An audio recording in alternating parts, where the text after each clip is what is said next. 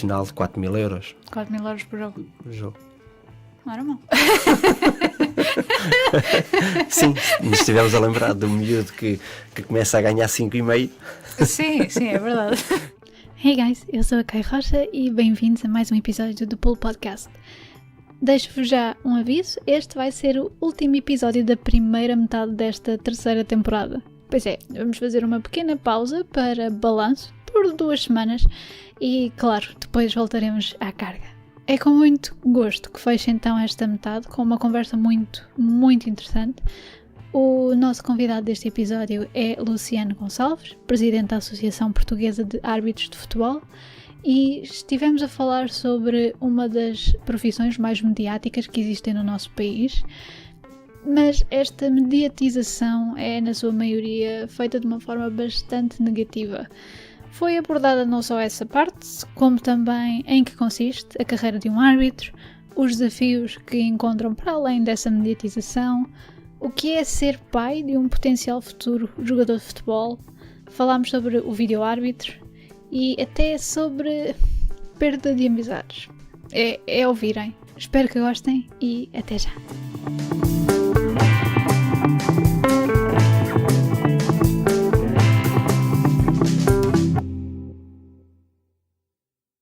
Luciano, obrigada por teres vindo. Nada, de forma nenhuma. Prazer é meu. Para já, vamos para quem não o conhece ainda, não é? Podia-se apresentar um bocadinho. Sim, então sou Luciano Gonçalves, tenho 39 anos, ainda vou fazer. Ok, tá. Casado, tenho três filhos. 3 filhos. Uma pessoa sempre apaixonada muito pelo desporto no geral, em específico muito no futebol, e nos últimos 15 anos mais dedicado à vertente da arbitragem. A arbitragem. Portanto, tem sido de uma forma assim macro. Sim. Porque é o presidente da Associação... Presidente da Ação Portuguesa de Árbitros de Futebol, portanto, designadamente por APAF. Então, vamos começar mesmo do início. O Luciano estudou... Sim.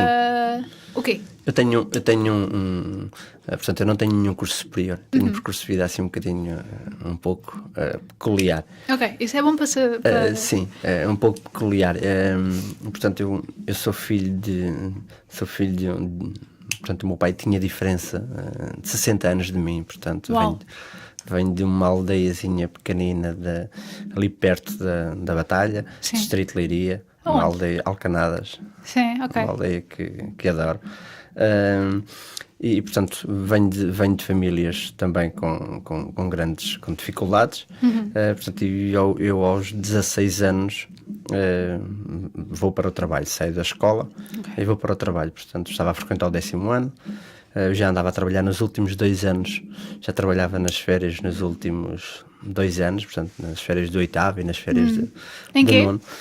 Trabalhava numa empresa de obras públicas, que depois foi a minha empresa, a única empresa que tive, o único trabalho que tive. Portanto, foi sempre, durante 20 anos trabalhei nessa empresa de obras públicas, naturalmente depois em várias funções. Sim. Mas comecei sempre na base.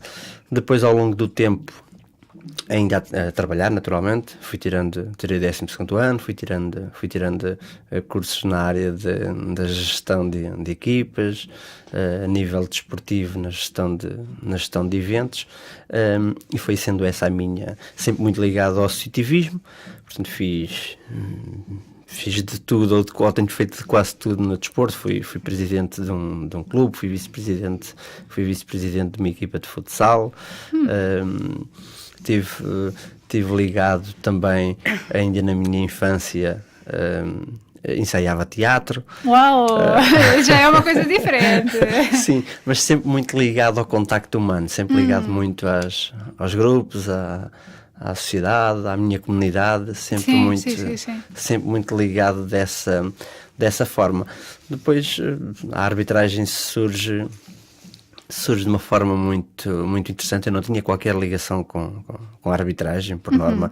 A arbitragem é muito isto, é muito de filho de árbitro, é conhecido de árbitro. No meu caso não foi de todo. É uma situação muito engraçada. Sim. aproveito Sim. e conto. Eu era vice-presidente de um clube de futebol. Qual era? Lá na aldeia das Clube Centro Recreativo de Alcanadas, que era onde queríamos começar com uma equipazinha de futsal. Futsal ou futebol de salão? Na altura já era futsal. Já Foi era no início futsal, do futsal, ok. sim, já era no futsal. Apesar de ainda jogarmos num ringue, ao ar livre, mas já era futsal.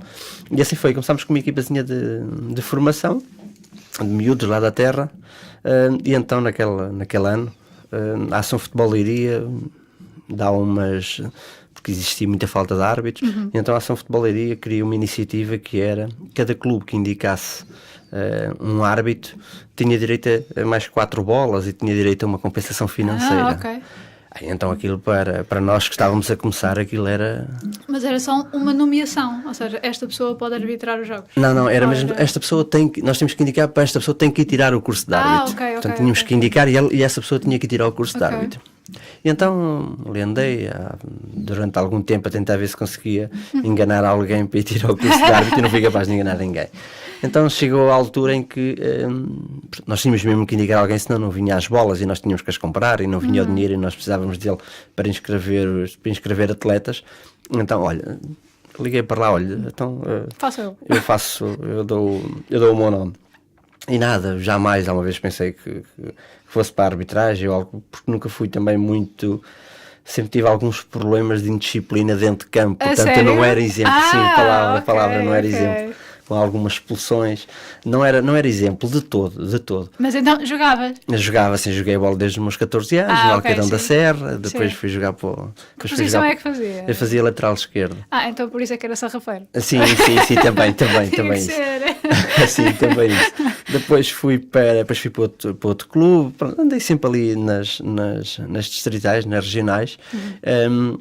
E então depois, voltando novamente às Alcanadas, à equipa de futsal, indiquei então o meu nome, mas nunca pensando que tivesse mesmo que efetivamente ir fazer o curso. Eu só queria dar o nome que era para ir buscar o material para o clube.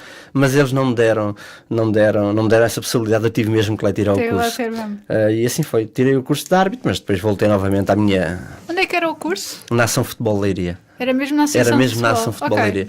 Então depois eu acabei por tirar o curso, mas depois nunca mais quis saber nada daquilo, passado 2 meses, 3 meses. O que é que se aprende no curso de arbitragem? Além das regras, obviamente. Sim, por isso é que eu costumo dizer, eu digo muitas vezes isto, a arbitragem não se explica, não se explica, é uma coisa que se sente, essencialmente tem que existir muita paixão para ser árbitro. Eu na altura não tinha de todo, quando tirei o curso de árbitro, não tinha essa paixão, de longe, não tinha de forma nenhuma, mas o ambiente, o grupo, o entendermos que afinal nós podemos contribuir para o desporto com outra parte positiva e podemos estar envolvidos no desporto com uma parte de tentarmos mediar e fazermos aquele papel que ninguém quer. Acho que foi isso que me motivou um pouco. Mas depois, como estava a dizer, não quis saber mais nada do curso. Passado uns meses, 2, 3 meses, quisemos organizar lá um jogo de futebol, um torneio, chamávamos nós na altura os torneios lá das aldeias, os torneios 24 horas, aqueles torneios. E então voltei com um núcleo de árbitros, que era um grupo organizado de árbitros que existia lá em Porto de Mós, para pedirmos um orçamento para fazermos um torneio 24 horas. E então o orçamento era muito alto. O torneio de 24 horas é tipo as equipas todas a jogar sempre? Sempre todas seguidas. Então é quase um Le Mans. É um Le Mans de futebol, é quase 24 horas de Le Mans, mas em futebol. E então fomos pedir um orçamento, era muito caro, e então dizem-me, olha, a única forma que nós podemos arranjar é, em vez de enviarmos 2 árbitros, enviamos só um árbitro e vocês arranjam lá alguém que faça o lançamento para a esquerda e para a direita do outro lado do campo. Uau! Ok, vi ali uma boa oportunidade de reduzir as despesas para metade. Ok. E então é naquele dia que tenho o meu primeiro contacto, naquela noite, dia-noite, que tenho o meu primeiro contacto com a arbitragem. 24 horas a ser árbitro. Fiquei ali com várias pessoas que iam passando da arbitragem, de árbitros que lá iam oficiais, eu fazia do outro lado, à esquerda ou à direita. E então foi aí que começou o meu bicho pela arbitragem. Queres saber um pouco mais? E de todo, já alguma vez imaginava que isto pudesse vir a acontecer. E assim foi. A partir daí foi... Como é que foi então essas 24 horas? Houve assim algum momento em que ficou tipo, epá... Não, foi interessante porque a função que eles queriam que eu fizesse era uma função de colaborar apenas, isto é, eu senti-me útil no sentido de, ok, eles de mim só vão esperar que eu os ajude. Sim. E então vi como uma peça que podia ajudar e não mais que isso. E não tive aquele começo de ter as pessoas chamarem nomes, ou as pessoas, não tive esse começo dessa forma ali. Depois, naturalmente, ao longo da carreira, ao longo da carreira, sim. Ali não, ali foi de uma forma tranquila e interessante. Sim. Portanto, então depois dessas 24 horas, o que é que aconteceu? Depois dessas 24 horas, surgiram depois, passado algumas semanas, um convite de um dos árbitros que lá estavam, que depois no decorrer da conversa, no decorrer da noite e dia, fui dizendo que tinha acabado de tirar o curso, ou que tinha tido o curso, recebi um convite de um senhor que depois acabou por ser uma referência para mim na arbitragem, Domingos Lavinha, que me convidou para, olha, sábado de manhã preciso de uma pessoa para ir arbitrar mais eu, então queres ir? E então, olha, ficou ali o bichinho e assim foi. Fui mais ele e fiz depois 12 anos enquanto árbitro nas várias fases da carreira. O que é que mais, se tivesse que dizer mais ou menos, qual é que é o que é rotineiro na vida de um árbitro? Vá lá, tirando os palavrões. É interessante, o que é rotineiro? Olha, o rotineiro na vida de um árbitro é... Porque o árbitro treina também, não é? Sim, era isso que eu ia para dizer. Sim. O que é rotineiro num árbitro é chegar, começar a fazer fazer uma semana muito focada em treino, em formação, chegar ao fim de semana, muitos jogos, porque a gente vê... chegamos só no topo da arbitragem é que um árbitro só faz um jogo por fim de semana. Sim. Nas bases não é assim, isto é 99% ou 95% dos árbitros fazem muito mais jogos, 70% dos árbitros fazem mais de 5 jogos por fim de semana. Portanto, para termos uma noção. Sim. E perde-se muito tempo, perde-se no sentido de um árbitro tem que despender de muito tempo da sua família e muito tempo dos seus amigos para ser árbitro. Tem que viajar muito? Tem que treinar muito, treina 2, 3 vezes por semana, tem um dos dias que tem formação a nível teórica nos núcleos de árbitros, portanto que são grupos que estão distribuídos a nível geográfico, onde eles se juntam todas as semanas, onde eles se reúnem todas as semanas para estudar. Depois chegam ao fim de semana. Essa grande percentagem que eu estou a dizer começa ao sábado, começa à sexta-feira à noite a discussão de futsal a apitar e só termina no domingo à tarde. Arbitrar e depois constantemente em viagens. Sim. No topo não existe esse tempo perdido em jogos, na quantidade de jogos, mas na preparação do jogo. E para vocês terem uma noção, chegando a um jogo que existe no sábado à noite, o árbitro é obrigado, juntamente com os seus assistentes, a ir para uma unidade hoteleira, logo na sexta-feira ou no sábado de manhã o máximo, onde têm reuniões, onde fazem preparação de jogo, onde estão concentrados no jogo para realizar o jogo a seguir, com as viagens inerentes a isso. Os que são internacionais ainda têm também as viagens ao estrangeiro, que ocupam sempre 3 dias cada jogo que vão realizar ao estrangeiro. Depois tendo também os centros de treino, em que alguns deles estão nos centros de treinos que ocupam 3 manhãs por semana e 3 tardes, portanto é muito dedicado à formação. Um árbitro, ao contrário daquilo que as pessoas pensam, tem muita formação. Sim. Essa outra percentagem, então, são todos árbitros full-time? Não são todos. Nós temos uma percentagem muito diminuta de árbitros em full-time, muito diminuta. Não temos uma verdadeira arbitragem profissional. Isso é o que nós defendemos, era isso que gostaria de ter uma arbitragem no topo, totalmente profissional, se estamos faz sentido, né? Se estamos numa atividade que é profissional, se estamos numa atividade em que os jogadores são profissionais, os treinadores profissionais, toda a estrutura é profissional, não faz sentido um árbitro não ser profissional. E efetivamente não são de todo. Nós poderemos ter dos 20 árbitros, temos 9 árbitros que são profissionais. Portanto, os outros não o são. E mesmo só os árbitros é que são, os assistentes não são profissionais. Ok. Portanto, porque... existe ainda um grande déficit nessa parte. Há alguma diferença então entre o treino de um assistente e de um árbitro? Ou é uma coisa que... Uma pessoa é só árbitro assistente? No distrital... No distrital, não. No distrital, na fase inicial da carreira, pode ser assistente, pode ser árbitro ao mesmo tempo. Depois, com o andar da carreira, vamos centrando mais naquilo que é a nossa... E vamos nos especializando mais naquilo que é a nossa vocação até. Uns vão para assistentes e a partir daquele momento da carreira só fazem assistentes e tentam fazer a sua carreira toda como assistentes. Dos árbitros, não. Portanto, fazem a carreira enquanto árbitros. Muitos dos árbitros tentam fazer a sua carreira enquanto árbitros, depois chega um momento da carreira e veem que não, olha, afinal eu se calhar tenho mais jeito para assistente, então voltam para assistente e especializam-se em assistentes. Mas uma pessoa acho que não tem noção. Não temos noção. Que até se revezam e temos muitos árbitros, inclusive, que são árbitros de futebol e de futsal. Depois, quando chega um momento da carreira, é que têm que optar. Optam só vão ser árbitros de futebol ou só vão ser árbitros de futsal. Mas no geral, em si... porque muitas das coisas são iguais, né? Temos, a nível de leis temos algumas diferenças, mas muitas das coisas também são iguais. Eu imagino até a nível físico. Sim, até a nível físico. Nós atualmente, a exigência a nível físico, tanto no futebol como no futsal, já é muito grande. Tem uma grande diferença daquilo que era a exigência na altura que eu comecei. Não tem comparação. É muito mais exigente hoje em dia.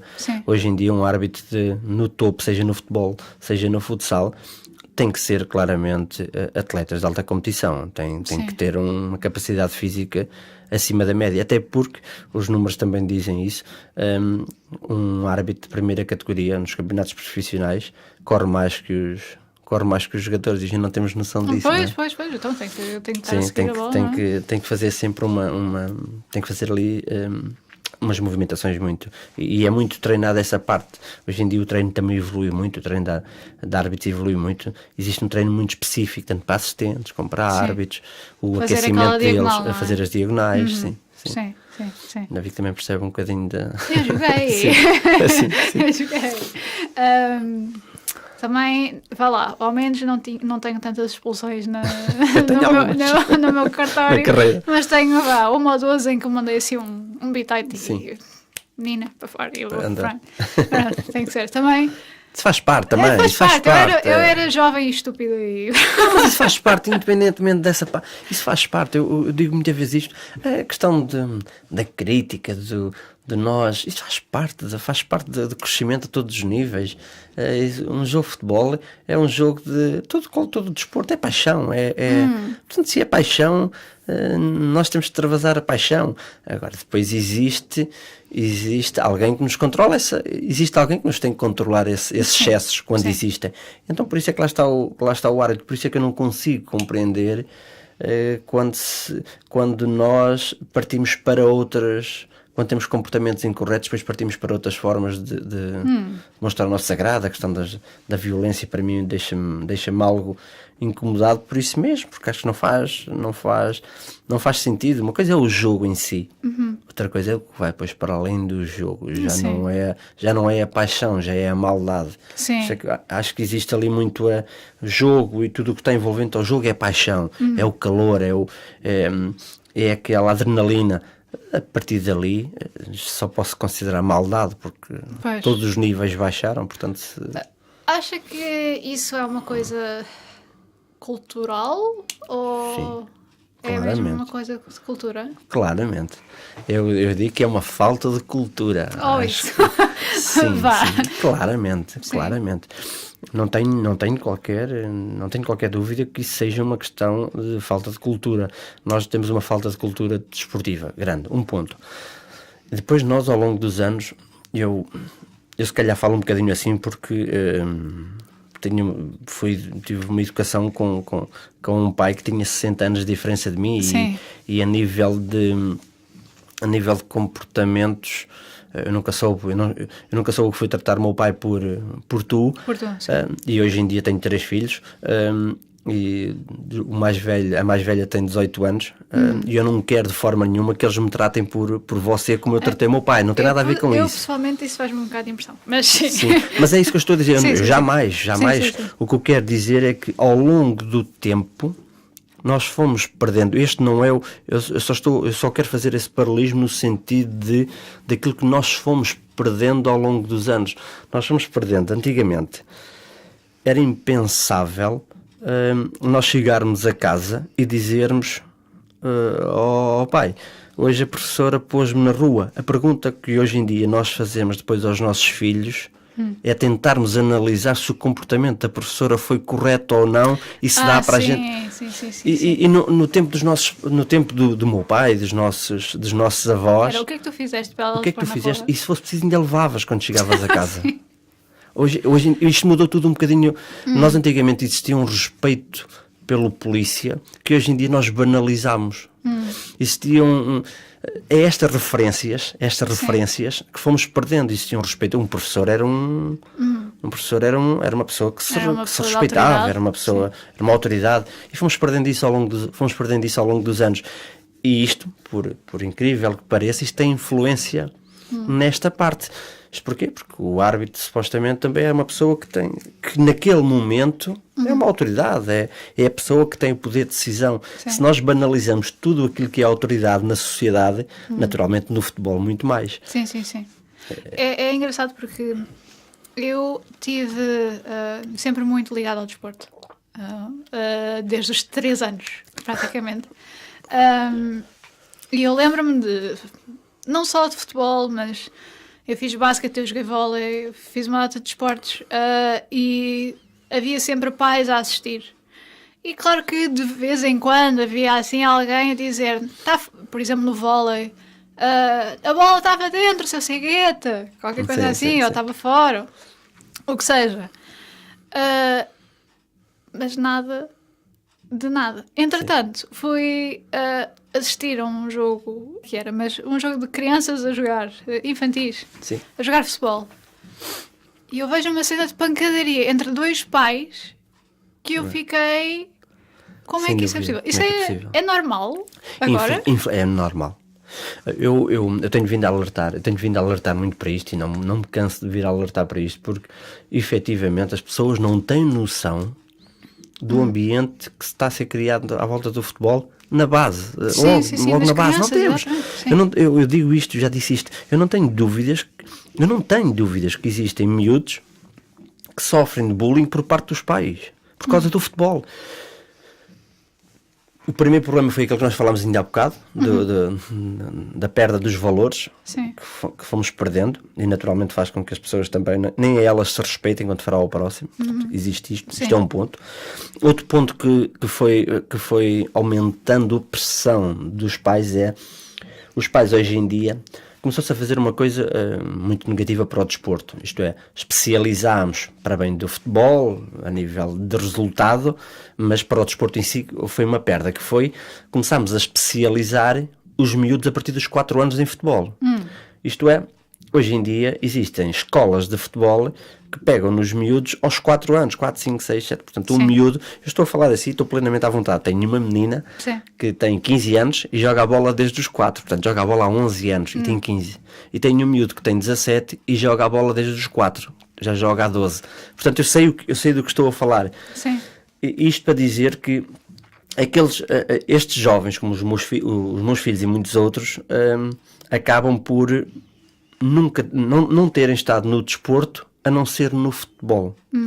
E isto faz com que também em alguns pais se criasse a ideia que estava ali a salvação. Eu tenho-lhe dado esta teoria que é o novo cristianismo. O novo cristianismo mas é o muito novo cristianismo no sentido de pensam que os filhos são todos Cristianos Ronaldos. Que há a possibilidade de se tornarem. E que o meu filho, aos 4 anos, aos 5 anos, aos 6 anos, foi ao Sporting, foi fazer treinos ao Benfica, foi fazer treinos ao Porto. Aquilo na cabeça do pai começa a pensar que É possível. que aquilo é possível. Sim. Isto é possível. Esquecem-se que milhões de jovens, milhões de miúdos têm a oportunidade de fazer isto. Têm a oportunidade de fazer isto, mas apenas lá chega Um cristiano. um Sim. cristiano de geração em geração. E isto foi criando pressão nos pais. Era o quê? Os pais a pensarem que o meu filho é muito bom. O meu filho já está a ser chamado para ir jogar para ali. O meu filho está a ser chamado para ir jogar para lá. Isto foi criando pressão nos pais. Os pais colocam pressão nos miúdos e ultimamente tem-se visto a criar também pressão, os pais a colocarem pressão nos treinadores. Sim. Para que os filhos joguem. Sim. Chega um escalão em que já não jogam todos, em que tem que ficar. Chega um escalão de iniciados e de juvenis onde existem Mais as suplas. Já me aconteceu muita vez. em que eles não jogam. E então o pai acha que ele não está a jogar, o treinador está a queimar o meu filho. E então isto é uma bola de neve. Quem é que sofre? São sempre os que estão mais desamparados. É a arbitragem no seu início, que vai sofrendo. Porquê? Porque é no meio de todo o espetáculo desportivo é o que está ali sozinho. Sim. Começa a ser agora também o treinador, porque é o que está desamparado, e estão a chegar aos escalões de formação, competição, os tais pais que foram criados a pensar que tinham Cristianos Ronaldos em casa, né? Portanto, isto é uma sequência e que está a colocar esta pressão toda no futebol de formação. Sim. Porque é onde acontecem os maiores problemas e essas poucas vergonhas que nós assistimos. Pois. É no futebol de formação. Pois. Será... Porquê que de repente toda a gente quer ter o filho como Cristiano Ronaldo? É querer-se que o filho seja rico? É a fama? É o status. Nós vivemos, status. nós vivemos numa sociedade muito de imagem, de show-off, nós vivemos um bocadinho numa sociedade de estética, vivemos um bocadinho para Depois Maseratis à frente da casa. sim, vivemos numa sociedade um bocadinho isso e não tenho dúvidas que é um bocadinho isso, essa pressão advém disso mesmo. Portanto, os pais gostam ou querem que os seus jogadores sejam conhecidos, nem é tanto que eles sejam felizes a jogar a bola, essa parte não lhe interessa, não interessa muito. Interessa. Portanto, que o miúdo até pode nem gostar assim tanto de jogar a bola. nós temos miúdos que não gostam de jogar a bola e estão na bola porque os pais gostam que eles estejam Pois. na bola, não tenho dúvidas. Sim. Não tenho dúvidas disso, sim. E é um bocadinho isso. Os miúdos, é óbvio que não estou a dizer, não é de todo.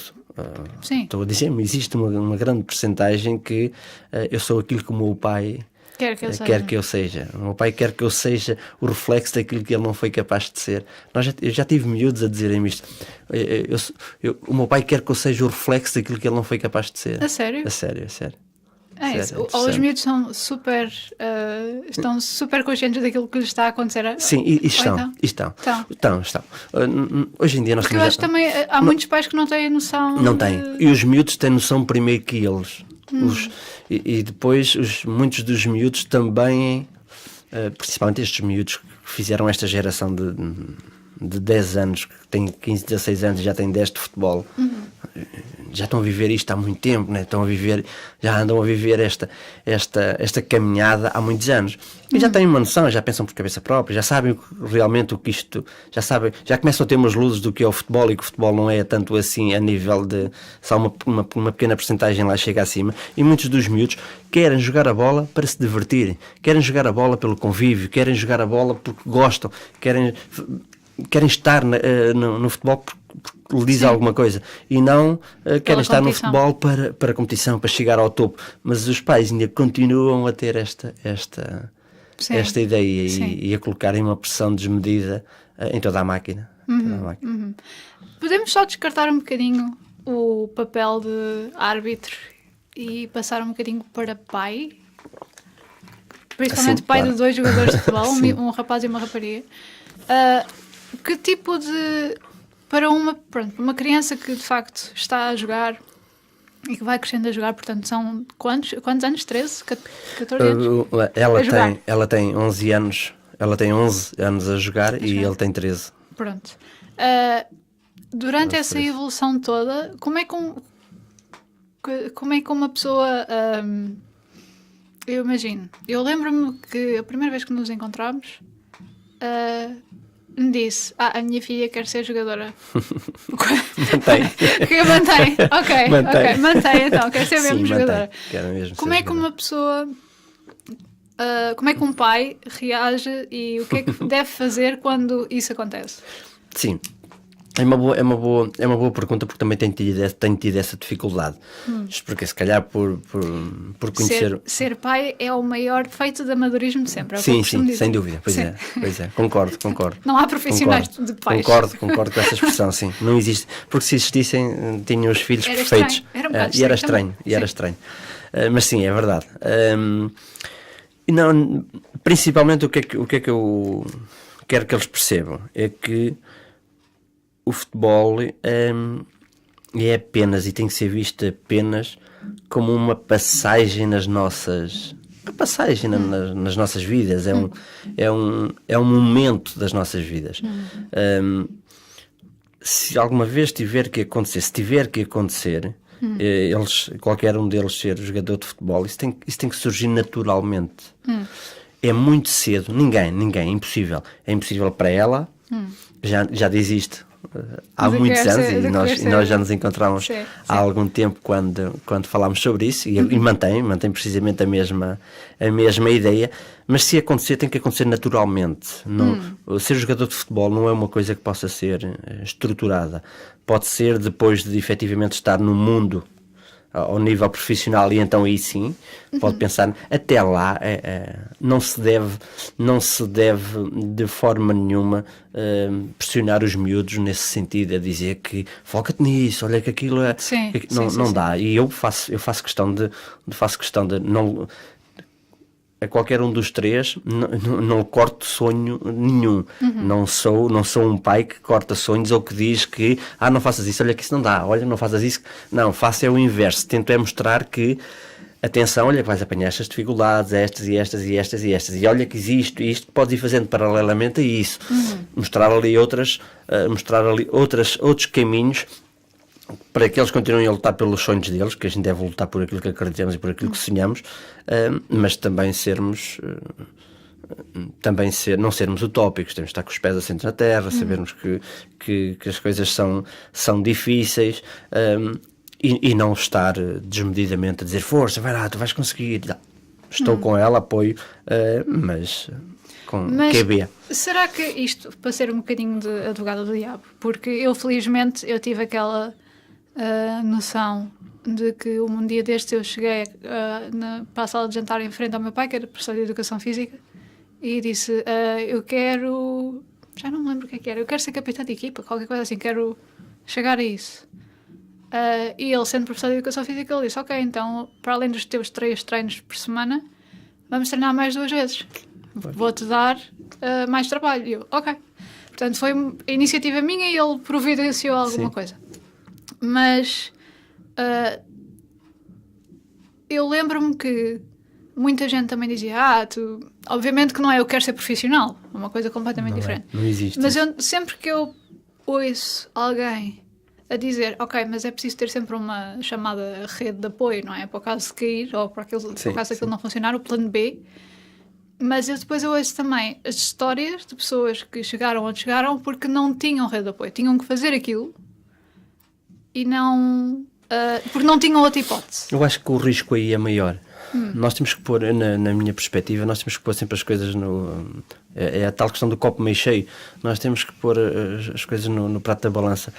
Não sei se não é mais arriscado mostrar que só existe aquele caminho. E que não existe rede de apoio, tu és obrigado a vencer. Sim. Isso às vezes é relativo, porque depois a queda que pode acontecer, e eu sou positivo por natureza, mas que pode acontecer, acho que depois a queda e a desilusão e a desilusão é maior. Por isso, motivar sim, mostrar que existe, queres isso, então tens de trabalhar muito mais, como o teu pai te disse e bem, tudo isso fantástico, mas não mostrar só aquele caminho. Okay. Tem que existir sempre dois caminhos. Eu digo muito isto é como nós nos jogos de computador, ou nos jogos que existem agora muito nas PS4 e noutros jogos, sim. em que Os chamados esportes, sim, em que nós podemos vestir a pele de um atleta. E então dão-nos a oportunidade, dão-nos 3 respostas. Nós é que escolhemos, quando nós fazemos um perfil de carreira, nós é que escolhemos que tipo de resposta é que queremos dar. Depois aquilo vai aumentando dentro do ranking do jogo, se és uma pessoa popular, se és uma pessoa arrogante, e acho que nós devemos ser assim um bocadinho assim também para os nossos filhos, no sentido de tens estes 2 caminhos, agora tu vai-te guiando, tens aqui estas soluções, vai-te guiando. Acho que devemos dar a ferramenta para eles irem guiando, mas de forma nenhuma eu não é por estar numa posição no sentido de futebol em que poderia ter contactos mais e não faço de forma nenhuma que os meus filhos, muito pelo contrário, até faço questão de e eles também assim querem e também não querem de forma nenhuma, e até ficam chateados quando os associam ao pai, por isso mesmo, porque tira-lhe aquilo que é o trabalho deles, tira-lhe o crédito. Eles não. E bem, devem ser cada um a puxar por si, cada um a ter noção daquilo que tem que fazer para conseguir atingir os objetivos. Não, isso era mais ou menos a resposta que eu queria. Tornou-se mais fácil. Lá está, exatamente. É que eu imagino então que, por exemplo, para uma rapariga seja ainda mais complicado ainda, não é? Porque, digamos que, ok. Vamos imaginar que o filho de facto chega ao topo, carreira feita, independência financeira também. As raparigas já ainda um bocadinho mais complicado. É mais complicado, mas atenção que o futebol feminino também está a ter um crescimento. Está a ter um crescimento fantástico. Já existem jogadoras em Portugal profissionais. Portanto, o futebol feminino também está a fazer o seu caminho e tem existido também uma grande aposta por parte da Federação Portuguesa de Futebol nesse sentido, na aposta do futebol feminino, e está a crescer muito. Nós temos uma quantidade de atletas que era impensável há 2 ou 3 anos estarmos a falar neste número de atletas. Sim, eu ainda me lembro de ser ave rara. Pois, em que antigamente se via uma menina que gostava de jogar a bola, era olhada de lado. E sim, então, no início mas jogas uma bola, porquê? Em que as tuas colegas te olhavam de lado, mas vais jogar a bola. Sim. E hoje em dia isto já não é, está-se a perder aos poucos, isso está-se a perder, olharmos de lado para isso. O facto de também estarmos mais virados lá para fora e vermos o sucesso de outras equipas como as dos Estados Unidos, a da Suécia, etc. Sim. Aliás, eu acho que é hoje que começam É hoje. Algarve Cup? É Algarve Cup, isso. Exatamente. Sim. Acho que também isso ajuda, não é? Ajuda muito, sim. Porque as crianças e as raparigas podem ter referências. Têm referências, começam a ver jogadoras com jogadoras a alcançarem o sucesso, veem que aquilo é possível, não é o ouvem dizer, a divulgação é muito importante, veem que, olha lá fora como é que elas têm equipas tão boas, como é que elas têm seleções tão boas, elas próprias já querem saber porquê, porque vão ver que trabalha-se muito nas bases e assim sucessivamente, e esse trabalho está a ser feito em relação ao futebol feminino, esse trabalho está a ser feito. Sim. E as árbitras? Porque eu sei que eu já vi árbitras em jogos de homens. Sim. E eu sempre ouvi tipo as pessoas a dizer: espera lá, está uma senhora no meio do campo. Sim. Há muitas cá? Ou... Existem? Existe. Também tem sido uma situação muito interessante. Elas lidam com a arbitragem de uma forma diferente? Ou... Não. No início quando comecei, tínhamos meia dúzia de árbitras. Hoje em dia não. Hoje em dia nós só nos quadros da Federação já temos mais de meia centena de árbitras. Só nos quadros nacionais. Portanto, depois a nível distrital temos muitas árbitras. Nós já temos a ter um crescimento muito grande no futebol feminino. E interessante, a começarem muito novas. Nós temos árbitras a começar aos 14, 15 anos. E engraçado que aguentam-se na arbitragem muitos anos. Nós temos árbitras agora com os seus 26, 27 anos e começaram árbitras com 16 anos. É interessante, Sim, é interessante ver, interessante ver isso. Também é interessante verem o que elas evoluíram, portanto, ver o que a arbitragem feminina evoluiu. Não é fácil, não era, ainda hoje não é fácil por várias questões, não é por uma questão de diferença, mas a nível de fisionomia também existem, as mulheres têm dificuldades para fazer os mesmos tempos, não conseguem fazer os mesmos tempos que os homens fazem, algumas delas, por muito que treinem, por várias questões. Não tem nada a ver com... testes físicos. Precisam de fazer testes físicos. Então, nós temos árbitras atualmente em Portugal, e uma delas a Sandra Bastos, que vai ser árbitro, vai estar presente no próximo Mundial. Ela faz provas físicas faz as provas físicas dos homens. Portanto, isto para dizer que elas cada vez mais se querem aperfeiçoar, mesmo sabendo que é difícil. E isso é muito interessante, é muito interessante de ver. E depois isto também faz a mesma questão, ao termos estas árbitras que já cá estão há mais tempo a trabalharem dessa forma, faz o mesmo que estávamos a falar ainda há bocado em relação ao futebol feminino, que as mais novas também veem, olha, isto é possível. Sim. E pronto, isto vai ajudando, ajuda imenso nisso. A atitude das pessoas e também dos jogadores, imagina, é diferente quando é uma árbitra? É diferente. É diferente, sim. Tem mudado muito, e felizmente que tem mudado muito, mas ainda temos episódios de fuleiros daquele tipo de comportamentos e de comentários machistas. Existe, não vale a pena dizermos que não. É muito menor. Muito menor. Mas temos esse tipo de comportamentos ainda. É interessante, eu tenho um caso muito interessante de um pai, um senhor que tinha um casal, o filho jogava a bola, e enquanto o filho jogava a bola, na altura que o filho jogava a bola também na formação,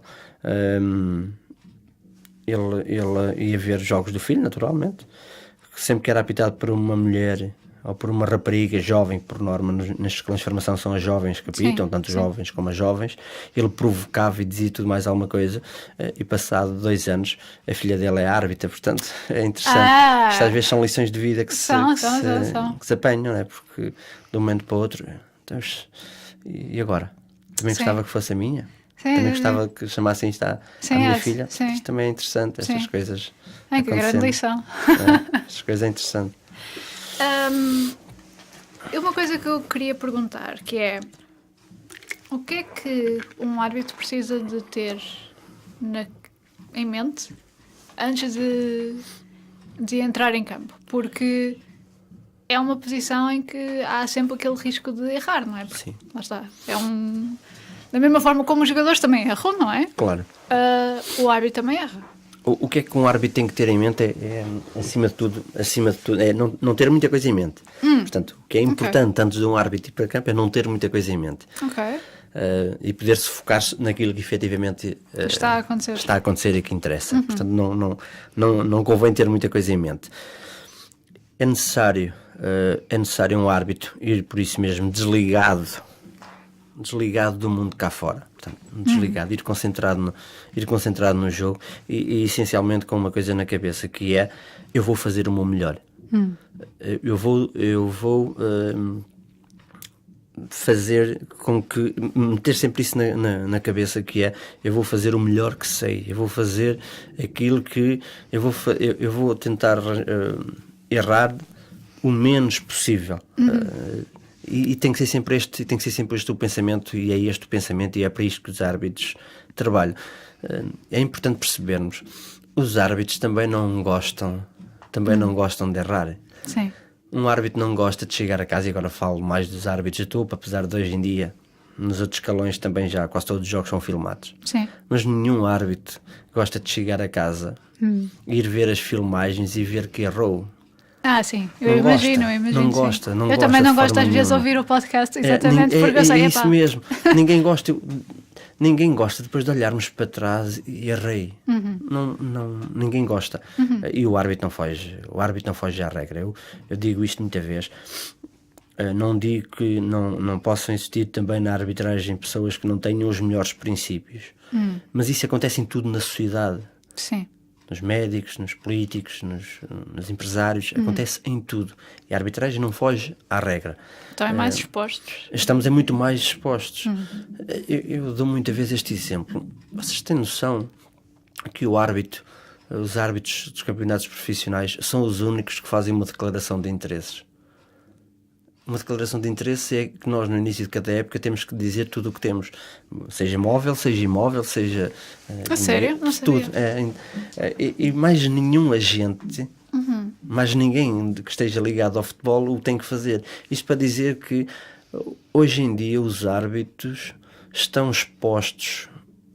E bem, eu não estou a dizer que está mal. Deve de existir transparência. O que eu digo é que também tem que existir, ao mesmo nível que existe a transparência, também tem que existir a compreensão nos erros. Os árbitros não querem errar de propósito. Um árbitro que vai apitar um jogo que é visto por milhões de pessoas não quer de forma nenhuma errar, sabendo que aquilo pode condicionar a sua carreira, sabendo que aquilo pode condicionar uma semana a falarem mal dele. Portanto, e não existe essa compreensão. Não existe essa compreensão. Porque esse tipo de escrutínio, não é? Afeta também a performance do próprio árbitro. Claro. Depois futuramente. Sim, por mais que nós, e os árbitros também são treinados para isso, nós temos psicólogos que acompanham os árbitros, que fazem, que os seguem, que têm consultas com eles, que lhe dão aconselhamento. Portanto, nós temos os árbitros também têm esse acompanhamento, e bem, mas naturalmente é um humano. Naturalmente, nos momentos maus da carreira, que os têm, como qualquer outro atleta, também precisam de ser trabalhados e melhorados. E é isso que os árbitros tendem a fazer. Portanto, essencialmente é isso. Sim. Portanto, isto também já ia de acordo com uma pergunta que eu tinha na cabeça, que era exatamente sobre porque é que se culpa sempre o árbitro? Porque não os jogadores, ou porque não o facto de ter acontecido alguma coisa que é completamente fora do controle e o árbitro é que determina, sim, de facto, a bola está fora ou está fora de jogo. Porque é que a culpa é sempre do árbitro? É que até os próprios jogadores, eu percebo o público. O público tem o clubismo, tem o fanatismo, tem esses ismos todos. Mas os próprios jogadores, sendo profissionais, sim. Porquê que se queixam? Porquê que vão lá, põem-se à frente do árbitro, tipo, a 1 centímetro da cara deles, e começam a barafustar com o árbitro? É o que eu disse quase no início. É a paixão. É a paixão do jogo, é a forma como cada um lida com o insucesso, é a forma como cada um lida com a incompreensão, com o erro. Mas nós não vemos isso a acontecer nos outros desportos. Não a esse sim, a esse nível não. Temos depois as exceções, né? Nós também, se tivéssemos um escrutínio nos outros desportos, ou a quantidade nos outros desportos, se calhar também poderíamos ter um bocadinho esse tipo de comportamento. Nós também não nos podemos esquecer que também temos casos nos outros desportos também que nos deixam também muito tristes. Mas no futebol, e isso é verdade, existe um excesso comportamental negativo para com o árbitro, mas acima de tudo acho que tem a ver com isso, com a paixão, com a forma como a figura do árbitro acaba por estar sempre envolvida, né? Porque isso é criado de fora. Isso é o mesmo que eu costumo dizer nos jogos de formação. Se um miúdo com 10 anos ouve o pai, que é a referência dele, que é o super-homem dele, a chamar constantemente palhaço ao árbitro, ele também se sente no direito de chamar palhaço ao árbitro, porque o meu pai, o meu líder, está a chamar palhaço. Portanto, se ele está a chamar palhaço e tudo aquilo que ele diz é verdade, na cabeça de um miúdo de 10 anos, ele também se sente nesse direito. Sim. Isto é um bocadinho assim.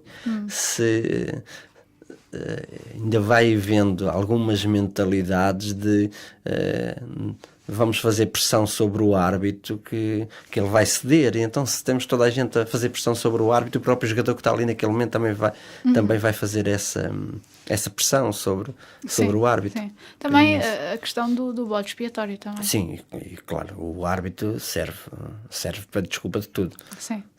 Serve para tudo, serve para não tudo se aquilo que nós possamos imaginar. Não podemos culpar que a bola é redonda, portanto... Sim, então se não podemos culpar que a bola é redonda, se não podemos culpar que a relva, às vezes ainda culpamos, que a relva está alta, então vamos culpar o árbitro, que é o elo mais fraco ali, está mais fraco no sentido à cabeça deles, porque para mim não é de forma nenhuma o elo mais fraco. Eu, sinceramente, eu acho que a percentagem de vezes em que eu vi alguém a barafustar com o árbitro, e o árbitro, sim, se calhar tens razão, é 0.12. Diminuto assim. Sim. Mas acontece, é interessante, sim. Acontece. Existem muitos árbitros que até a própria forma de lidar com eles, com os jogadores, e para os, entre aspas, esvaziar um bocadinho, a dizer, não vi, peço desculpa, mas não vi, matam o jogador, entre aspas. Sim. E o jogador quebra. Sim. Mas nem todos os árbitros têm essa vontade ou têm essa abertura para o fazer. Sim. Agora também o não ver já não é desculpa, não é? Para o vídeo-árbitro.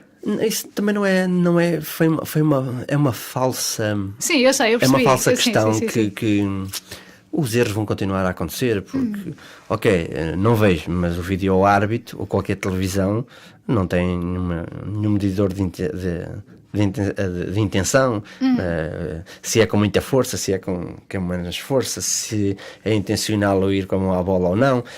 O vídeo-árbitro, naquilo que não é claro, que toda a gente vê, e é esse o princípio que o vídeo-árbitro veio para isso mesmo. Para determinar se a bola passou a linha ou não. Coisas claras. Se é fora de jogo ou não. Sim, veio para coisas claras, não veio para dizer se a gente depois diz, pois, mas no ténis, não, no ténis é simples.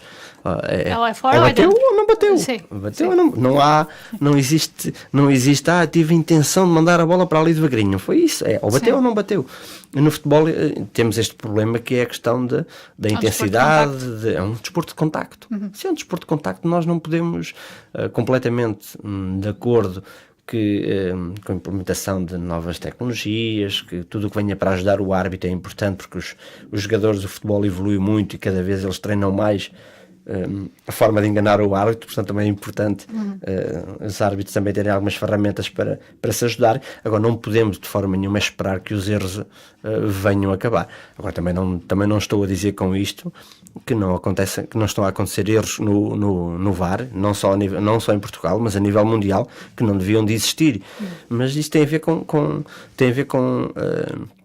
com erros de crescimento, tem a ver com coisas que temos que ir aprendendo com os erros. É uma ferramenta que andamos durante anos e anos e anos sem aquela ajuda, e de um momento para o outro tivemos ali aquela ajuda. Sabermos lidar com isto não é fácil. Acho que estamos um bocadinho com o síndrome do brinquedo novo também. Sim, a todos os níveis, tanto para quem utiliza, que tem sempre, que ainda não sabemos bem como é isto, como também na visão do outro, que é dizer assim, esse brinquedo, isso dá para fazer o pino, não interessa se sabe, mas isso é um brinquedo, isso dá para fazer o pino, então isso foi tão caro, então isso até voa. Quem está de fora, e depois quem lida com ele, não, olha, só mesmo tem que o empurrar. E aqui na arbitragem é um brinquedo, existe um bocadinho esse síndrome para os dois lados, que é tanto para quem está a trabalhar com ele, no sentido que ainda estou a aprender, ainda estou aqui a aprender, ainda ando aqui à volta de saber qual é a rentabilidade que posso tirar daqui, e no outro, e para o de fora, estar a dizer, esse brinquedo deve ser... Sim. Não conhece. Já serve cafés, tira fotocópias. É isso, tira tudo, isso faz tudo. É um bocadinho assim. Porquê é que houve tanta polémica sobre ter o vídeo-árbitro ou não? Eu sou da opinião que teve a ver com a implementação, a forma como nós implementámos o vídeo-árbitro em Portugal. Quisemos fazer, nós somos um bocadinho um país de, eu volto novamente a estas minhas, nós somos um bocadinho de, vamos sempre atrás, isto é, nós não prevenimos as coisas, nós vamos atrás dos problemas. Nós apresentámos o vídeo-árbitro como uma solução para os problemas. Quando falou, vamos pôr o vídeo-árbitro, o que é que o povo pensou? O povo desportivo, quem gosta realmente, quem gosta de futebol, acabaram os erros. Vem o vídeo-árbitro, agora acabaram os erros.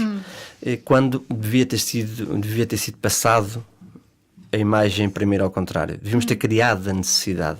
Nós realmente tínhamos a necessidade, mas tínhamos que criar a necessidade no sentido de dizer assim, olha,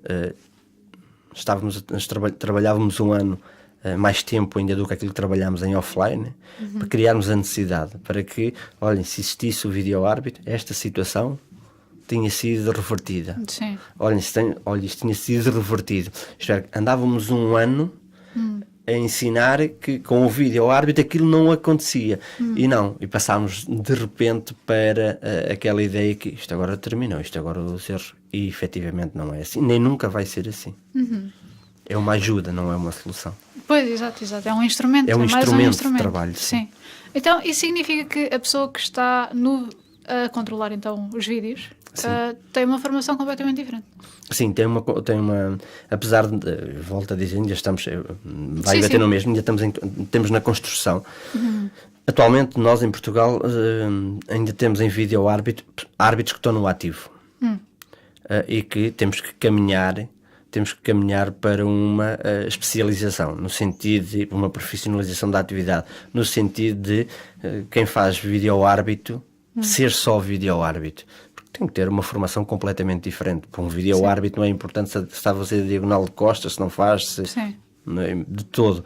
Mas perceber, sim, para eu conseguir entender o árbitro que está lá dentro de campo, mas tem que ter depois outra parte muito mais técnica que atualmente ainda está a ser muito trabalhada. Portanto, terá que caminhar para a especialização, mas ainda não é totalmente, os vídeo-árbitros ainda não são totalmente especialistas em vídeo-árbitro só naquela função. Sim. Quando imaginemos que alguém agora está a ouvir esta conversa e decide, se calhar ser árbitro, isso até não é mal pensado. O que é que essa pessoa deve ter em mente? Tipo, que tipo de pessoa é um bom árbitro? Uma pessoa que pode vir a ser um bom árbitro. Para já, uma pessoa que por natureza seja uma pessoa positiva, verdadeira e com bons princípios. Que seja uma pessoa que tudo o que faz na vida seja para melhorar. Portanto, se for uma pessoa que efetivamente quer melhorar isto onde estou, ou daquilo que eu gosto, daquilo que faço parte, e se tiver a paixão pelo desporto, se souber trabalhar em equipa, claramente que será muito bem-vinda, e nós precisamos muito. Sim. Por acaso, uma coisa que falou-me da equipa. Então, quando se faz a formação, faz sempre com a mesma equipa ou vai-se trocando? Não, vão-se apanhando vários colegas, vão-se apanhando várias realidades, portanto nunca se trabalha só com os mesmos colegas. Trabalham-se com vários colegas diferentes, até para irmos percebendo várias imagino que deve ter uma vida bastante social. Sim. Enquanto árbitro, não é? Sim, enquanto árbitro tem-se uma vida social e criam-se amizades fantásticas, mas ao mesmo tempo perde-se um bocadinho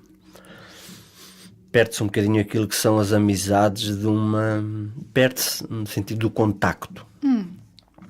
Aí eu senti um bocadinho isso, senti um bocadinho a questão de os meus amigos de café, os meus amigos vamos perdendo um bocadinho isso, porque temos que nos defender um bocadinho mais.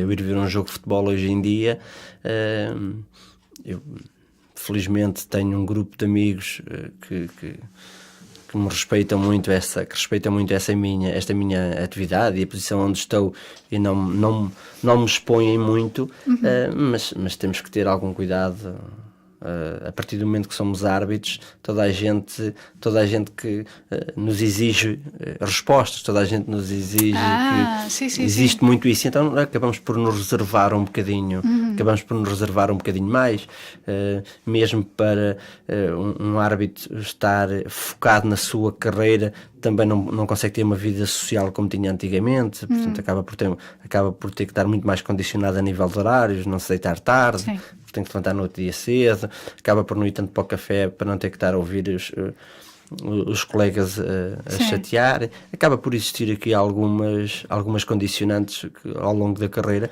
e então quando chegam ao topo, que são... Pois, então é como se fosse tipo um representante de uma classe, sim. Tipo, olha, tu que és árbitro, explica-me lá o que é que se passou aqui. Um árbitro acaba por ser um representante sempre de uma classe. Um árbitro para os seus colegas, para o seu meio, é sempre um representante de uma classe. Sempre. Sim.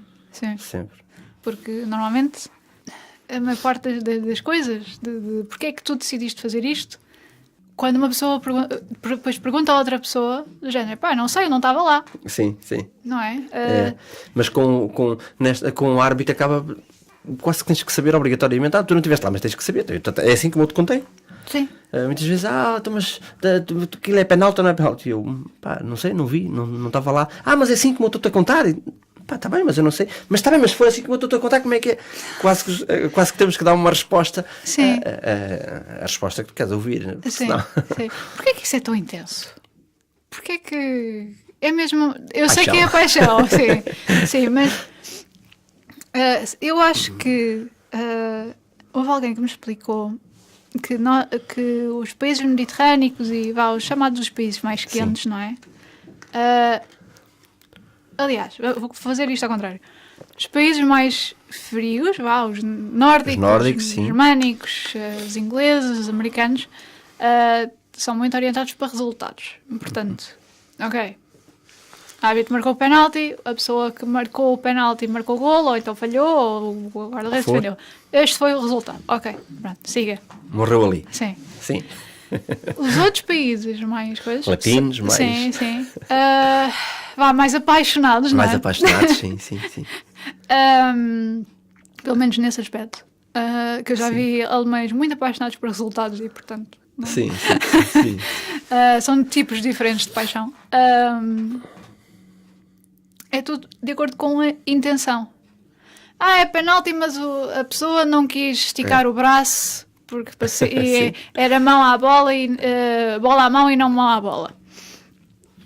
Foi penalti, o guarda-redes defendeu, mas deu para reparar que ele não queria ir por ali. Sim.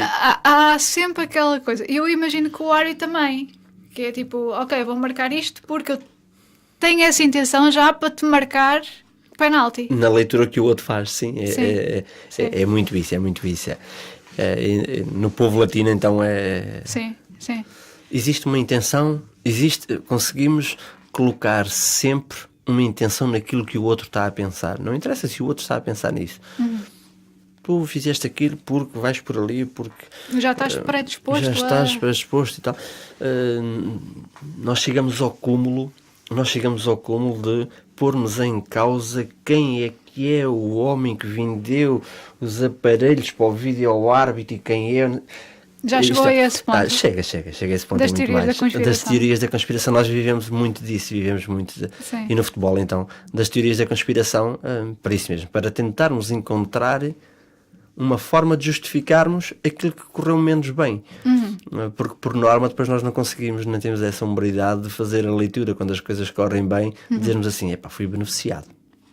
Raramente também é tal porcentagem. 0,0. Sim. Tipo, se calhar...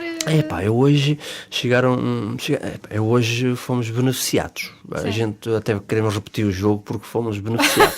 Não acontece isso. Não acontece de forma nenhuma. Sim, uma pessoa é aquela coisa de quando recebe um bocadinho do troco a mais... Depois é para aquelas vezes que eu já recebia menos, pronto. É aquela teoriazinha de se por acaso estiver ali, isto é para me enganar de propósito. Enganou-se no meu troco, foi por propósito. Sim.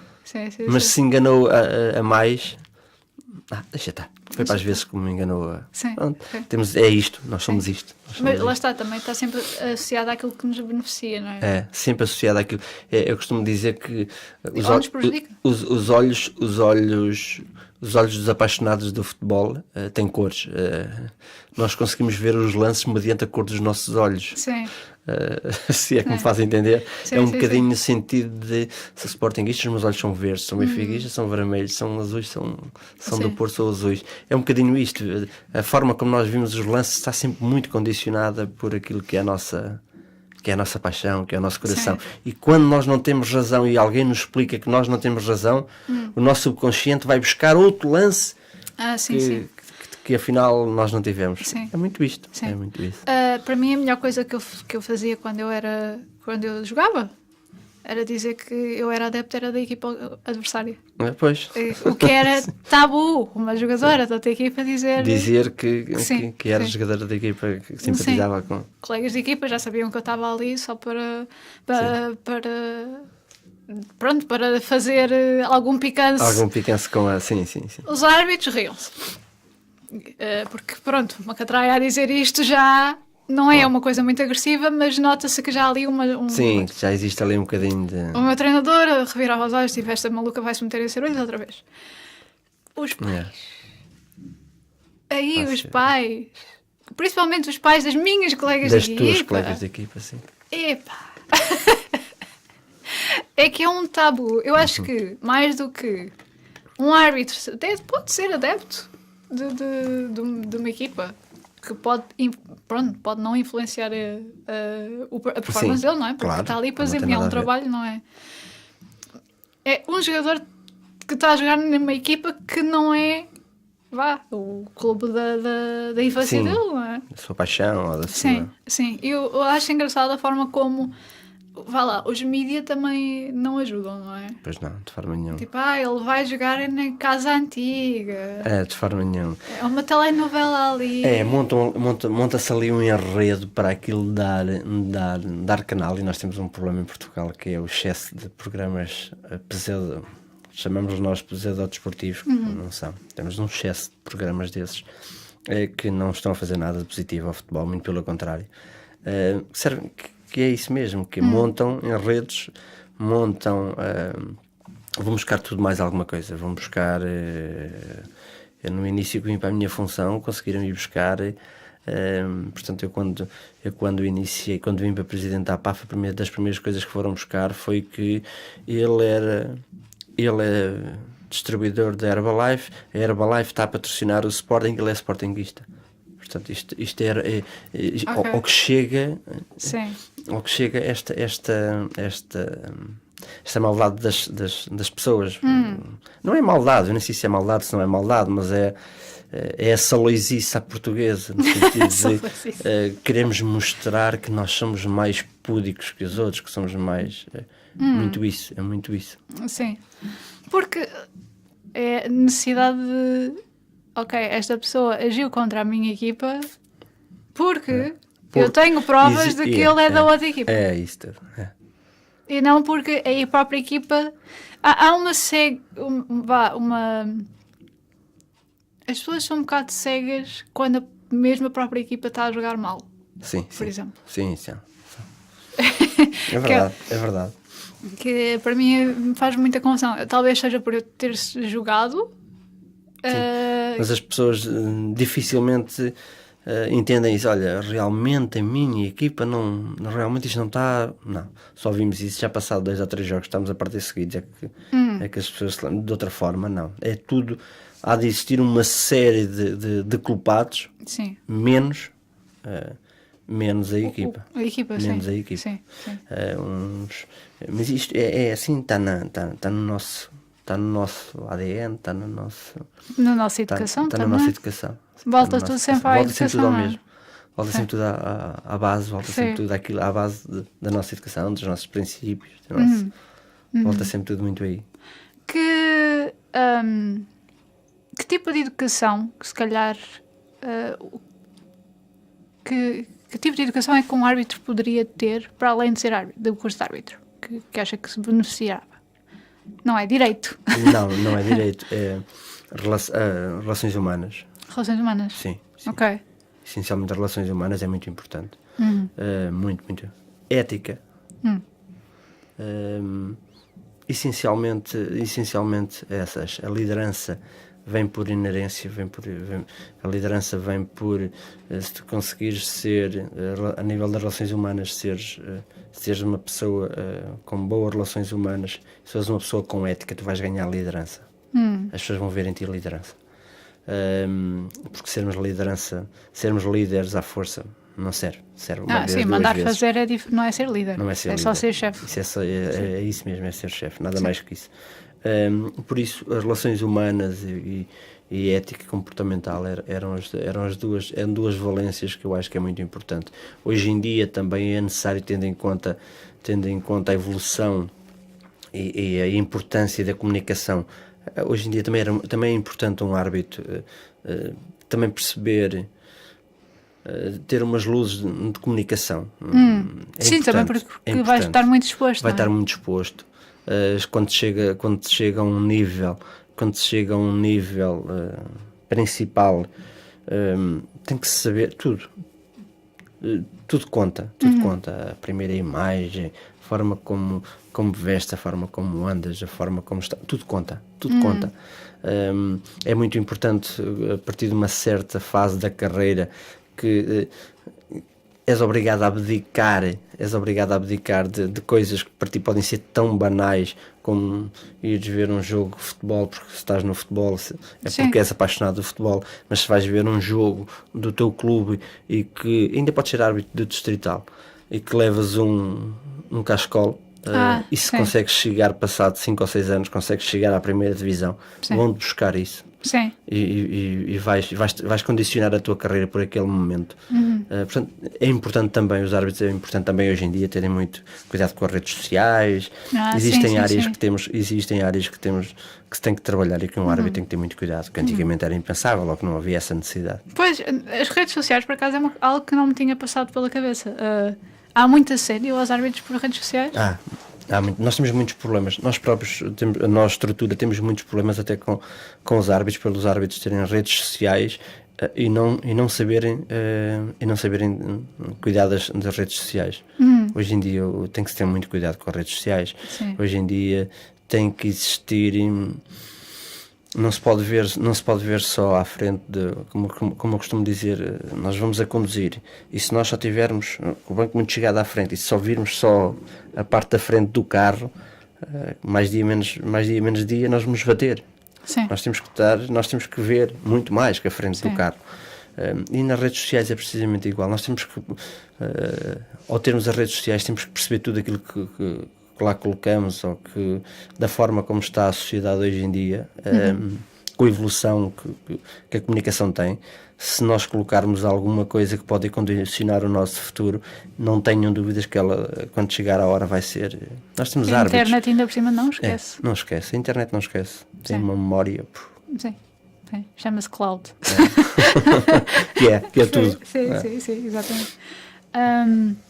Pois, isso é bastante interessante, que eu de facto não pensei que de facto os árbitros, pronto, também são pessoas e se calhar também querem andar no Facebook ou no Instagram ou o que seja. São pessoas, são humanas, também têm direito à sua, também têm direito a ter as suas redes sociais, só que acabam por, depois temos muitos deles que, principalmente os árbitros de topo, são obrigados a fechar contas, são obrigados a não ter. Temos muitos árbitros que já não têm, por isso simplesmente.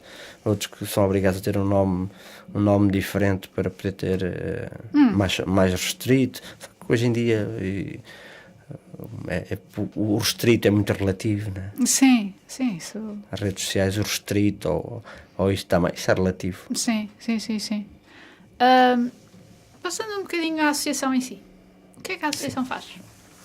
A associação é uma associação sem fins lucrativos, é uma associação que representa os 5.000 árbitros existentes em Portugal. 5.000? Sim, desde as bases, desde o árbitro que acabou de tirar agora o curso em Bragança, ou em Lisboa, ou em Viseu, ou no Algarve, ou em São Miguel, ou na Madeira, aos árbitros de primeira categoria que apitam os jogos, ou que estão em jogos internacionais ou jogos grandes. Portanto, representamos todos eles e damos todo o apoio todo o apoio de contencioso que necessitem. Trabalhamos muito em protocolos e em benefícios para eles, negociamos, ajudamos a negociar as tabelas de prémios, das condições de trabalho deles, trabalhamos naquilo que é o dia-a-dia. Uma pergunta um bocado indiscreta, ser árbitro paga bem? Paga e não paga. Ok. Eu vou explicar. Sim. Um árbitro, e vou dar estes dois valores para depois percebermos. Um árbitro dos campeonatos profissionais, temos um prémio de jogo, é acima de 1.000 euros por prémio de jogo. Ok. Um prémio de jogo é o quê? É um prémio de jogo, é um prémio por arbitrar um jogo? arbitrar aquele jogo. Ok. Um árbitro do distrital vai fazer ao domingo de manhã às 10 da manhã um jogo, ganha 10 euros. 10? Sim. Uau. Em alguns distritos. Porque Ok. existem outros distritos que ganham 5,5 euros.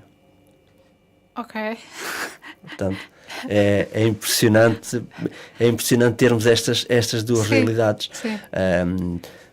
E Trocando lá está, um bocadinho isto mais por miúdos, nós temos miúdos que vêm tirar o curso de árbitro, que chegam ao fim do mês com os fantásticos 70 euros que conseguiram ganhar durante um mês a apitar jogos e a perder manhãs e tardes, e depois aqueles 70 euros que ao fim de um ano podem dar aí 500, 600 euros no orçamento dos pais, ainda vai entrar no IRS dos miúdos e que estão sujeitos a perder O IVA? Estão sujeitos a perder o abono dos miúdos. Portanto, existe aqui uma série de problemas que pouco a pouco, e isso é um dos papéis da APAF, é tentarmos ir conseguindo arranjarmos aqui formas de colocar alguma justiça nisso, e temos conseguido fazer muito esse... Temos conseguido fazer esse trabalho, mas é um bocadinho realidades completamente distintas. Pois, porque eu imagino que por exemplo, se um árbitro tiver que se deslocar, vai ser por custo dele. Sim, apesar das despesas, as despesas a esse nível dos quilómetros são pagos. Ok. São pagos. Mas vamos imaginar isto num miúdo que tenha 15, começa aos 14 anos, 14, 15, 16, 17, 18... Durante estes 4 anos não recebe qualquer compensação financeira, porque não é ele que leva o carro. Quem leva o carro é o chefe de equipe. Ele acaba por... O pai é que ainda tem que levá-lo ao encontro do árbitro. Ou então, se o árbitro conseguir, vai buscá-lo a casa. E vai ganhar, perde uma manhã, entre aspas, para ir ganhar 5 euros ou 10 euros em alguns distritos. Portanto, existem realidades muito distintas. Sim. Muito distintas. Se ser árbitro pode ser uma saída profissional, claramente que pode ser uma saída profissional. É mais provável, tendo em conta as probabilidades, é mais provável um jovem conseguir ser árbitro de topo e ter uma remuneração acima da média do que um jogador de futebol.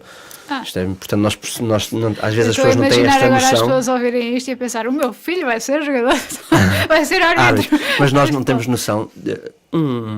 Na segunda liga, que é um campeonato também profissional, já não vou falar na primeira liga, segunda liga, se tirarmos um Porto, se tirarmos um Benfica, um Braga e um Guimarães, portanto essas equipas que são as equipas que já têm outra capacidade, se tirarmos essas equipas, a média de ordenados, do ordenado mínimo de um jogador da segunda liga são 900 euros.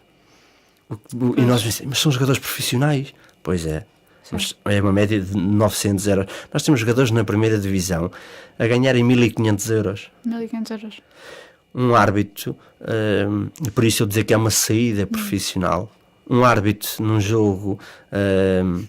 Eu estou agora só uma pequena break. Eu estou a imaginar as pessoas que ouçam isto. 1.500 euros, mas é bruto ou é líquido? Pois, sim, mas é verdade, é líquido. Em que, mas mesmo assim, pois é óbvio que temos diferenças muito grandes. Temos outros jogadores que ganham outras. Isso é notícia. Sim, isso é notícia. Ganham outros valores. Mas a nível de arbitragem, temos qualquer árbitro que esteja nos campeonatos profissionais, primeira e segunda liga, ganha acima disso. Portanto, Quero eu dizer é que, e é muito mais fácil chegar, tendo em conta a probabilidade, chegar a ser árbitro de futebol de primeira categoria do que ser jogador de uma equipa profissional, primeira e segunda liga. Isso para dizer que é possível e é viável fazer-se uma carreira profissional e a arbitragem ser uma saída profissional. Não deve, de forma nenhuma, quando se vem para a arbitragem, ser encarado dessa forma. Sim. Não se deve ir para a arbitragem focado no dinheiro que vou ganhar. Isso tem que vir por inerência. Para mim tem que se vir e tem que gostar e não focado naquilo que vou ganhar. Sim, porque é a mesma coisa que ser um juiz, não é? Claro. E temos muito condicionado, na arbitragem temos sempre muito condicionados ao nosso desempenho, à nossa competência. Não é só porque eu quero ser árbitro, vou ser árbitro. Um jogador pode nascer com... muitos jogadores nascem com o dom de serem jogadores da bola, têm jeito para ser jogadores da bola e com muito treino conseguem lá chegar. Outros que têm esses dons e também não conseguem lá chegar. Na arbitragem...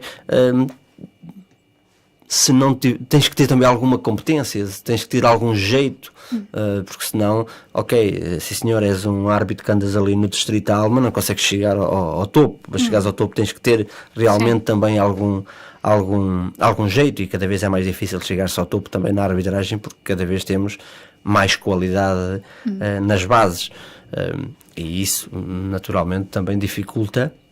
É para bem da arbitragem, mas dificulta também. Sim. Qualquer área que seja mais competitiva. Sim, não é? qualquer. Que se Mas torne e mais competitiva. bem. Sim. Já alguma vez aconteceu um pai querer que o filho seja o Cristiano Ronaldo dos árbitros? Existe. Existe? Eu estou-me a lembrar daquele muito famoso que já se reformou, o árbitro careca. Italiano, Collina, exatamente. Também estava a parecer Capelli, não sei porquê, mas Collina, sim. Já alguma vez aconteceu então? Já. Nós já temos miúdos que... isso acontece hoje em dia. Nós temos miúdos que os pais já os acompanham da mesma forma como se acompanham os miúdos para ir para o futebol. Sim. Já temos pais que acompanham os miúdos para serem árbitros, vão levá-los aos treinos, vão levá-los aos núcleos, acompanham, querem saber se eles estão a ter bons resultados, perguntam se a época está a correr bem, vão ver os jogos deles. Já temos muitos casos. Mas isso não é porque está interessado no clube e depois... Não tem a ver com isso. Tem a ver com para já perceberem que os miúdos realmente devem estar a fazer uma coisa que gostam, e essencialmente também por uma questão de proteção também, né? Saberem que que também estão numa atividade que pode ser... Pois, lá está. Eu imagino que certos pais pensam, ok, para onde é que tu vais meter? Sim. Tu queres ser o quê? De certeza não queres ir ser guarda-redes, é mais seguro. Levas com bolas na cara, mas não está mal. Sim, mas como costumo dizer, a arbitragem não se explica, sente-se, os miúdos... Eu costumo dizer sempre isto, é muito difícil nós conseguirmos captar árbitros, é difícil. Sim. Mas quando captamos, sim, e os conseguimos aguentar, que é a nossa maior dificuldade, e os aguentamos cá um ano, dificilmente depois esses árbitros vão embora. Só depois ao longo da carreira, por não subirem. É difícil aguentá-los? Depois, é difícil aguentá-los por vários problemas. Alguns porque depois vão a perceber que afinal não era bem isto que eu... Não era bem isto que eu queria. Isso acontece em qualquer atividade. Outros é porque têm algum problema de agressão ou de intimidação e então vão embora. Não gostam, não estou aqui para vir ganhar 5 ou 6 euros e provocarem-me ou poder ter ou ser agredido, então vão embora. Alguns também por questões de estudos, uma fase muito difícil, a questão dos 18, 19 anos, porque depois vão faculdade e acabamos por os perder ali um bocadinho, apesar de hoje em dia também, mesmo esses e então se já tiverem 2, 3 anos de arbitragem ficam e vão para Bragança e querem ficar em Bragança, ou vão para Viseu e ficam em Viseu e pedem transferência, e esses podem ser os motivos que fazem os miúdos desistir. Nas outras idades tem a ver com ambições de carreira. Olha, pensava chegar à primeira categoria, não fui capaz, então se já não tenho idade vou embora. Portanto, depois existem estas saídas. Há uma... a ideia da idade então? Sim, existe. Okay.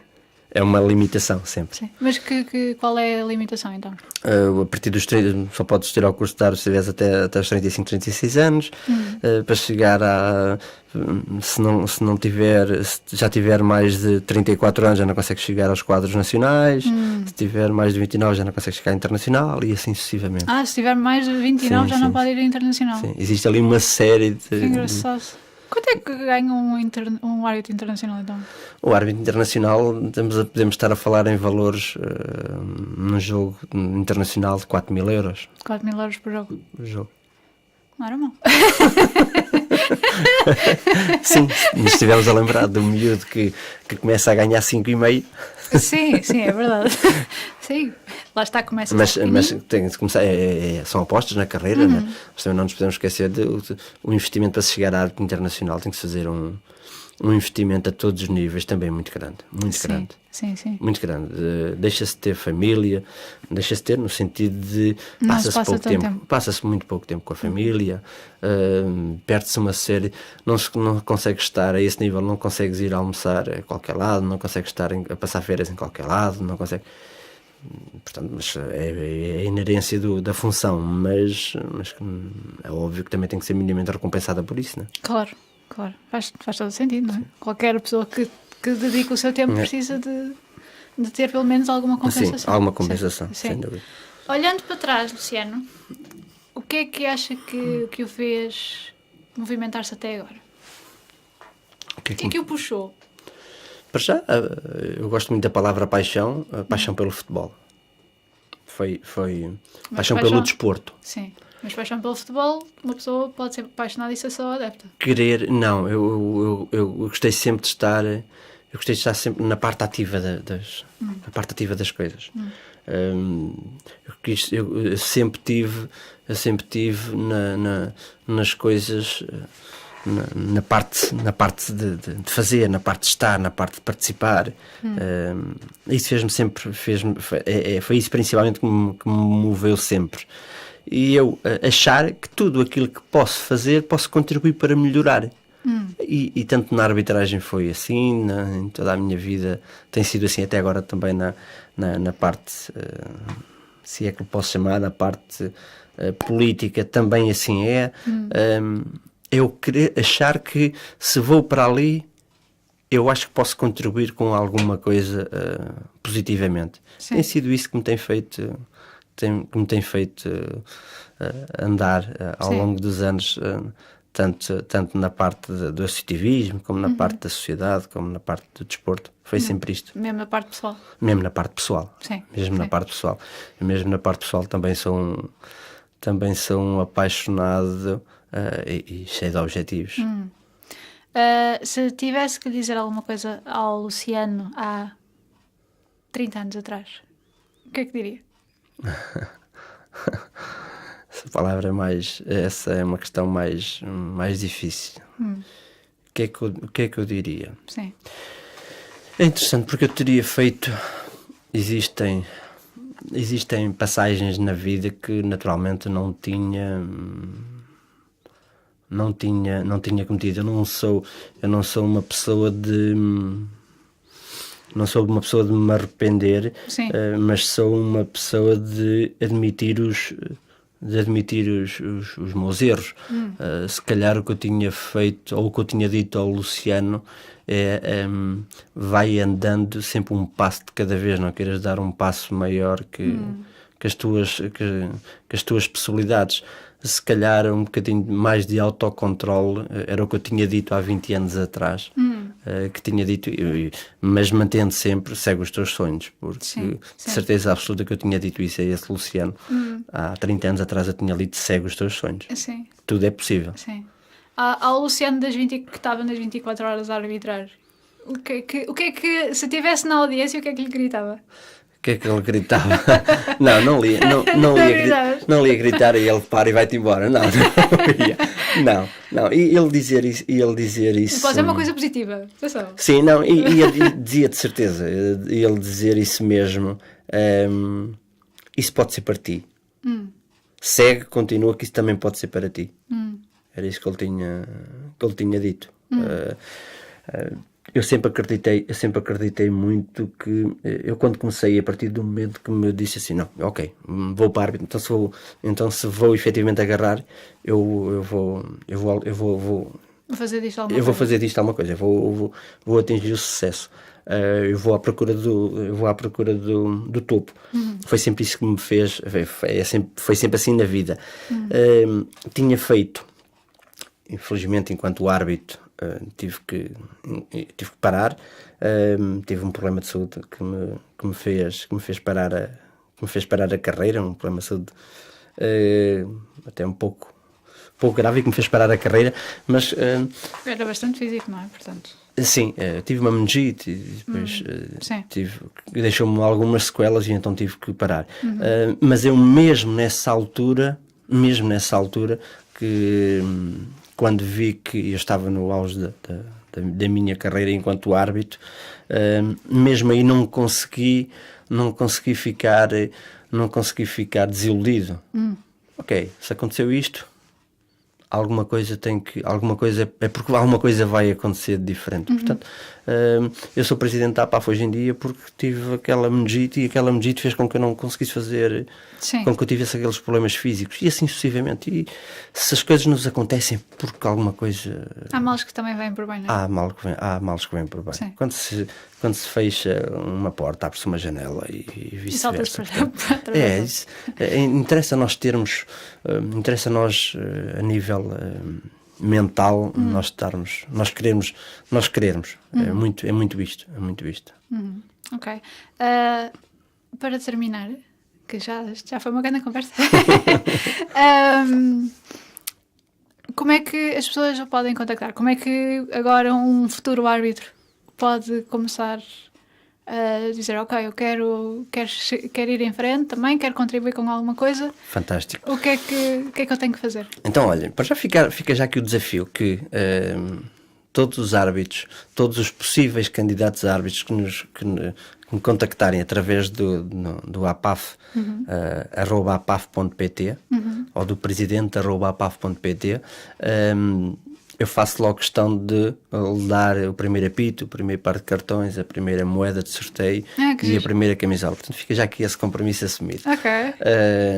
E sim, podem-nos contactar por essas duas vias. Podem também contactar as associações de futebol da sua zona de residência, e serão muito bem recebidos e de braços abertos, e que digam, olhem, eu estive a ouvi-lo no podcast, e então... E que me digam então, façam, claro que digam, que me mostrem nas redes sociais, tipo, foi porque eu ouvi o podcast e então foi por aqui que eu sim. teria imenso gosto, ficaria muito satisfeito se isso acontecesse. Fica aqui a promessa que contacte-nos e informem-nos que foi através desta forma, que eu ficaria muito satisfeito também. Sim, seria muito engraçado. Sim. Ok, muitíssimo obrigada. Nada, o prazer foi meu, e obrigado. E também desejo os maiores sucessos no projeto. Muito tudo o que eu desejo também. Hello, esperamos que tenham gostado deste episódio. O Luciano pode ser contatado através do site da APAF, e eu vou deixar o link na descrição do episódio. E já agora, não se esqueçam que, se contactarem o Luciano ou a associação para começarem a vossa carreira de árbitros, primeiro digam-nos qualquer coisa, mostrem-nos nas redes sociais o kit que a associação vos enviou, e segundo, parabéns, toca a fazer então dos campos um espaço cheio de fair play. Quanto a nós, podemos ser contactados também pelo Facebook, em The Pull Podcast, ou então no e-mail pullpodcast@gmail.com. Não se esqueçam que é pullpodcast@gmail.com. Estamos sempre a postos para ouvir os vossos comentários, as sugestões, as questões que possam vir a ter, até sugestões para os próximos convidados na próxima metade. Queremos mesmo saber qual é a vossa opinião. A captação de som, edição e fotografia são feitos por José Garcia no Estúdio Q. O jingle é da autoria de Miguel Nicolau. O logótipo e as lindas ilustrações dos nossos episódios são criados pela Joana Rolo. Espero que tenham gostado e até daqui a 2 semanas.